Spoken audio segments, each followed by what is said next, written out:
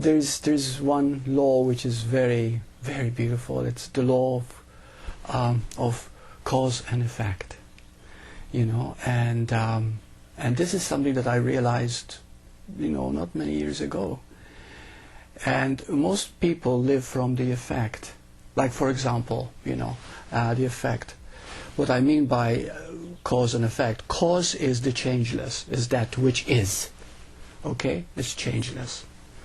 And then we have the effect of that cause, which changes. So in other words, there is being, and then the human that appears from that being. The human part is the part that is changing all the time. The body changes, the personality changes, you could change the name, you could change everything about you.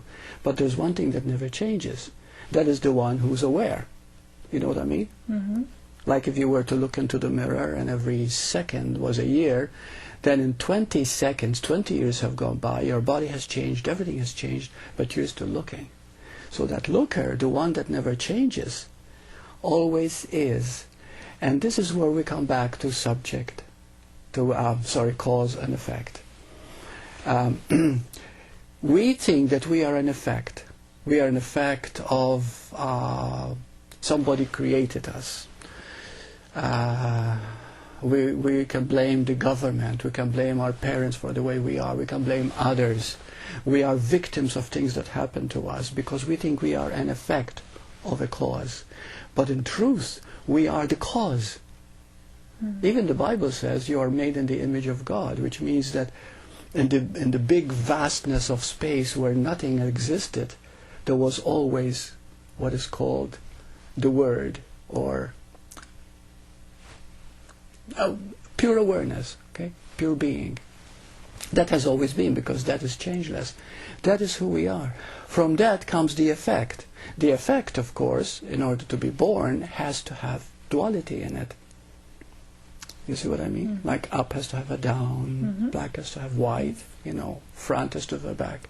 So in order to do that, it takes on this appearance of physicality, and then we identify with the physicality and we think we are the effect, you see, rather than the cause itself which brought it about. In other words, we don't want to take full responsibility because we are cause.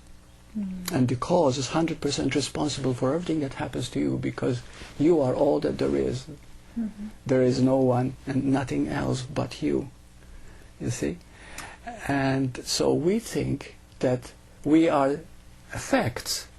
And so, because we think we are an effect, then we blame everyone and everything for the way we are.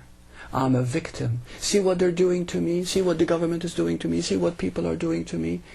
And we do not realize that we are 100% responsible because we are the cause itself. Now, 100% responsible begins to seem like a burden, but it really isn't, because 100% responsible, or responsibility, means the ability to respond, what you were saying, the ability to respond to now. Mm-hmm. See, to be fully in the now. And when you are fully in the now, then you begin to live your natural life. You see, in a very natural way. You don't need actually anything. You know you are the cause. And you are the cause of everything. So how will this shift happen, you think? When we take time to pause and to look, really. You know, one thing I used to do in satsang, I used to say, yeah, well, how do I know I am the changeless one? And people ask me, you know, and I say, how do I know that I am the awareness? And I say, how do you know you exist? How do you know you exist? And I say, because I know. Ah, okay, you know you exist. Who is it that knows? Is it an emotion? Is it a belief? Is it a conditioning? Is it a thought? No. It is a knowing in the heart. In other words, your awareness recognizes itself.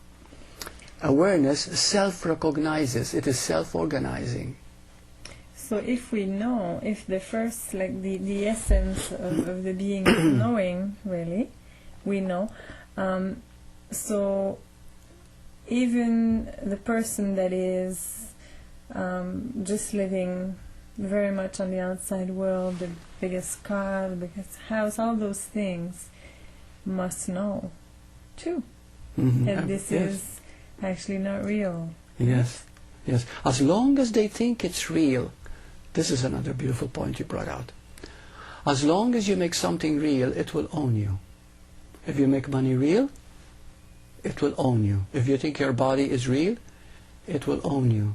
If you think your house is real, it will own you. But if you realize that you are the real one that owns these things, but they don't, in other words, they don't own you, you own them. Mm-hmm. Like my body belongs to me, but I'm not the body. You see, I am not inside the body.